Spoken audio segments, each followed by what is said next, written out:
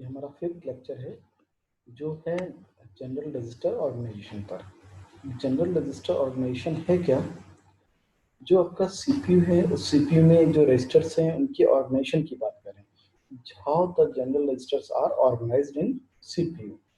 जो general registers हैं, यहाँ आप देखें एक क्लॉक कॉमन लगी हुई है, रजिस्टर ए R1 से लेके R7 तक। तो वी हैव दीज 7 रजिस्टर्स, और जो 7 रजिस्टर्स का आपके पास आउटपुट है वो आउटपुट मल्टीप्लेक्सर्स में आ रहा है। अगर आप देखें तो एक फर्स्ट मल्टीप्लेक्सर है जिसमें सिलेक्ट लाइन ए है, सेकंड मल्टीप्लेक्सर है जिसमें सिलेक्ट लाइन बी है आपके पास, और एक मल्टीप्लेक्सर्स पर इनपुट एक डिफरेंट इनपुट आ रहा है जो दूसरी डिवाइस से एक इनपुट यहाँ पर आ रहा है आपके पास। अब मल्टीप्लेक्सर जो ए है, in this multiplexer A V have 3 selection lines 1 2 3, और 3 सिलेक्शन लाइन है। इट मीन जो कॉम्बिनेशंस बन जाएंगे वो 8 कॉम्बिनेशंस बन जाएंगे आपके पास। तो 7 तो आपके रजिस्टर हैं और 1 आपके पास क्या है, इनपुट है। तो किसी एक पर ये क्या करेगा, किसी भी एक को सिलेक्ट करेगा इनपुट को, जो यहाँ पर हम सिलेक्ट ए देंगे।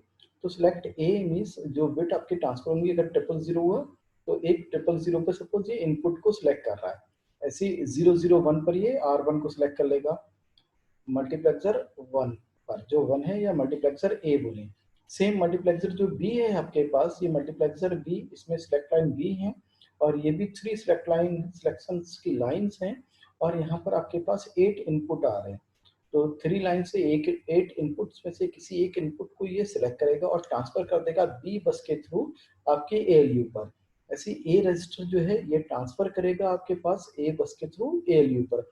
अब एएलयू पर डिफरेंट टाइप्स के जो ऑपरेशंस हैं वो यहाँ ऑपरेशंस हैं आपके पास, जैसे एडिशंस का ऑपरेशन होगा, मल्टीप्लिकेशन का ऑपरेशन होगा, ठीक है, ट्रांसफर का ऑपरेशन होगा, इसके बाद में सब्ट्रैक्शन का ऑपरेशन होगा। तो ये डिफरेंट ऑपरेशंस हैं। तो ऑपरेशंस के अकॉर्डिंग A1 2 3 4 5 बिट का ऑपरेशन है, तो 5 बिट जो ट्रांसफर होगी तो ऑपरेशन का अपना ऑपकोड कहलाएगा। उस ऑपकोड के अकॉर्डिंग अर्थमेटिक लॉजिकल यूनिट आपका वर्क करेगा। अगर आपने एडिशन का ऑपकोड प्रोवाइड कराया है तो ये एडिशन करेगा, और जो आउटपुट है वो दो तरीके से, या तो किसी आउटपुट डिवाइस में कहीं आउटपुट को स्टोर कर सकते हैं, या फिर इस आउटपुट को हम इन रजिस्टर्स के अंदर कहीं ना कहीं स्टोर कर सकते हैं। अब किस रजिस्टर में स्टोर होगा, किस रजिस्टर को सिलेक्ट करना है, उसके लिए आपके पास डिकोडर है। डिकोडर है जो 3x1 का डिकोडर है। तो यहाँ पर सिलेक्ट लाइन जो डी है डिकोडर में आपके पास, ठीक है, 3x8 का डिकोडर है। तो 3 लाइंस के अकॉर्डिंग डिकोडर किसी भी एक रजिस्टर को डिकोड करेगा, उस रजिस्टर में आपके पास वो इनपुट जाके स्टोर हो जाएगा, ठीक है। फॉर एग्जाम्पल अगर हम एग्जाम्पल लें यहाँ पर, तो एक ऑपरेशन हमें परफॉर्म करना है, वो ऑपरेशन है R3 is equal to R1 plus R2। तो R3 is equal to R1 plus R2, इसका मतलब ये है कि आपके पास रजिस्टर R1 में एक डेटा है और रजिस्टर R2 में एक डेटा है, जिसको आपको सम कराना है और उस डेटा को आपको R3 के अंदर स्टोर कराना है। तो जो फर्स्ट मल्टीप्लेक्सर है, देखिए सिलेक्ट ए में, सिलेक्ट ए में आपने क्या सिलेक्ट किया, 001। 001 का मतलब है कि जो ये फिगर था उस फिगर में मल्टीप्लेक्सर ए में 001 आपने सिलेक्ट किया, तो R1 रजिस्टर का डेटा बस ए पर ट्रांसफर हो जाएगा। ऐसे ही आपने select B means multiplexer B में आपने ट्रांसफर किया 010 मीन्स ये क्या है, 2 का बाइनरी है, तो R2 रजिस्टर का जो डेटा है वो बस बी में ट्रांसफर हो जाएगा। अब ऑपरेशंस मैंने कहा था हर एक ऑपरेशंस का 5 कोड में 5 डिजिट में उसका कोड होगा।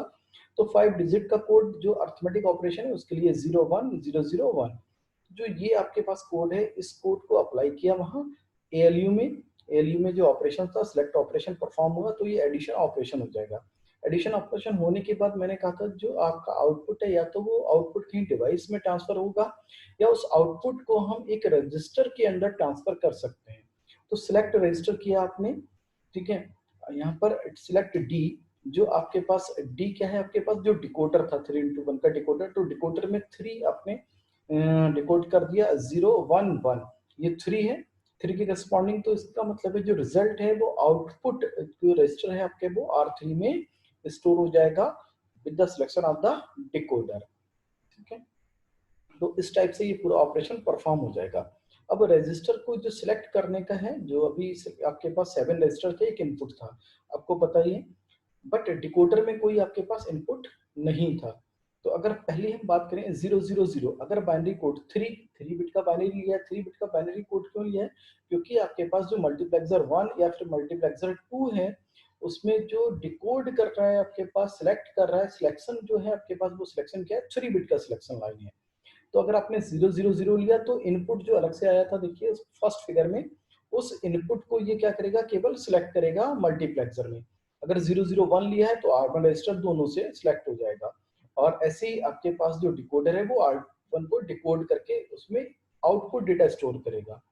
सेम बाइनरी कोड 010 तो हर जगह R2, 011 तो तीनों सिलेक्शंस जो मल्टीप्लेक्सर के दोनों सिलेक्शन है और डिकोडर का R3 डिकोड करेंगे, R3 को सिलेक्ट करेंगे। ऐसे ही 100 पर R4 को, 101 पर R5 को, 110 पर R6 को एंड 111 पर R7 को। सेम ऑपरेशंस, जो 5 कोड का ऑपरेशंस था, वो ऑपरेशंस के लिए भी डिफरेंट कोड हैं आपके पास। उस कोड को आपको सिलेक्ट करना पड़ेगा। वो कोड पहले से प्री डिफाइन है। जैसे आपके पास अगर एडिशन करना है तो उसके लिए आपके पास कोड गिवन है एडिशन के लिए, 000 जो कोड यहाँ पर 000 हम लोग यहाँ 4 डिजिट के कोड हैं, तो 4 भी है, कहीं 5 भी होते हैं, तो ये डिफरेंट डिफरेंट हैं। हमने जैसे 5 लिया था तो 4 बिट का अगर कोड लेना है तो 4 बिट के कोड ये हैं, अगर 5 बिट का लेना है तो 5 बिट भी कोड आपके पास डिफरेंट कोड्स होंगे। ठीक है, तो इस टाइप से ऑपरेशंस के लिए भी कोड होते हैं। इन कोड को आप अप्लाई करेंगे तो आपका ऑपरेशन परफॉर्म हो जाएगा। एक कंट्रोल वर्ड कहलाता है। कंट्रोल वर्ड क्या होता है? कंट्रोल वर्ड बेसिकली आपके पास होता है कि आपने जो डेटा है वो सिलेक्ट किया किस किस रजिस्टर से, जैसे अभी ऑपरेशंस लगाया आपने, तो उस ऑपरेशंस का जो कंट्रोल वर्ड बनेगा वो 4 चीज से मिलकर बनेगा। आपने ऑपरेशन आपके पास जो एग्जाम्पल लिया था, उस एग्जाम्पल में था R3 is equal to R1 plus R2।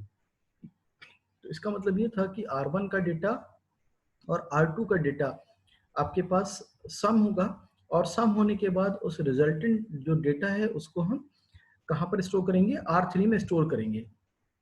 तो आपने जो सिलेक्ट किया था किससे? मल्टीप्लेक्सर 1 से R1 को, मल्टीप्लेक्सर जो पहला वाला था मीन सिलेक्ट ए, वहां से R1 को सिलेक्ट किया था। सेकंड वाला जो मल्टीप्लेक्सर था उससे आपने R2 को सिलेक्ट किया था। ऑपरेशन आपने सिलेक्ट किया था, जो 5 डिजिट का ऑपरेशन था, वो ऑपरेशन था आपका एडिशन का, उसका कोड आपने लिखा था। फिर उसका रिजल्टेंट को आपने किस रजिस्टर में? R3 में, तो आपने डिकोडर से R3 को सिलेक्ट किया था। तो ये 4 पार्ट में आपके पास कंट्रोल वर्ड पूरा डिवाइड हो जाता है। कंट्रोल वर्ड की जो बिट्स हैं वो डिपेंड करेंगी आपके पास किस पर? टोटल इन 4 चीजों पर। इस सिलेक्ट के लिए कितनी बिट चाहिए? कहीं भी ये डिफरेंट डिफरेंट यूनिट्स में अलग अलग होता है। हर एक अलग प्रोसेसर के लिए डिफरेंट होगा कि कौन कितने बिट्स पर काम करता है। जैसे यहाँ पर अगर हम ले लें सिलेक्शन लाइन, हमने जो मल्टीप्लेक्सर 1 में ली हुई 3 बिट की, 3 बिट की, ठीक है। ऑपरेशंस कहीं 4 बिट भी है, कहीं 5 बिट भी हो जाता है आपके पास। और आपके पास जो लास्ट में रजिस्टर आपने सिलेक्ट किया हुआ है वो 3 बिट का होगा। ठीक है, तो 3 तीन तो रजिस्टर हो गए, 9 बिट रजिस्टर के हो गए। और ऑपरेशन है 4 बिट भी है, 5 बिट भी। अगर 4 बिट ऑपरेशन लिया तो टोटल 13 बिट का आपके पास ये कंट्रोल वर्ड हो गया। और अगर आपने ऑपरेशन को 5 बिट का लिया है तो आपके पास ये 14 बिट का हो जाएगा। ठीक है, तो जैसे अभी हमने कहा कि अगर आपने जो ऑपरेशन लिया है, ऑपरेशन अगर आपने 4 बिट का लिया है तो 3 और 4 कितने हो गए आपके पास? के अकॉर्डिंग 15 बिट। तो अगर ये ऑपरेशंस, उसी ऑपरेशंस की एग्जांपल में बात कर रहे हैं, कोई भी दूसरा ऑपरेशन सपोज है कि R2 is equal to R1 plus R3, तो R2 is equal to R1 plus R3, तो इसमें क्या होगा? R3 जो यहाँ एग्जांपल लिया R2 is equal to R1 plus R3, तो इस एग्जांपल में R2 is equal to R1 plus R3, तो R1 R2 का डेटा 3 बिट का, रिजल्टेंट R2 में आपके पास 3 बिट का, तो ये फर्स्ट हो गया R1, ये हो गया आपके पास R3, ये हो गया आपके पास R2, और जो रिजल्टेंट हो गया आपके पास, सॉरी ऑपरेशन हो गया ये कितने बिट का? 4 बिट का। मैंने ये कहा था ये 4 बिट भी है, कहीं 5 बिट भी है, डिपेंड करता है डिफरेंट डिफरेंट प्रोसेसर पर। ठीक है, तो इसके अकॉर्डिंग ये कंट्रोल वर्ड आपके पास बन जाएगा 14 बिट का। Thank you for this lecture.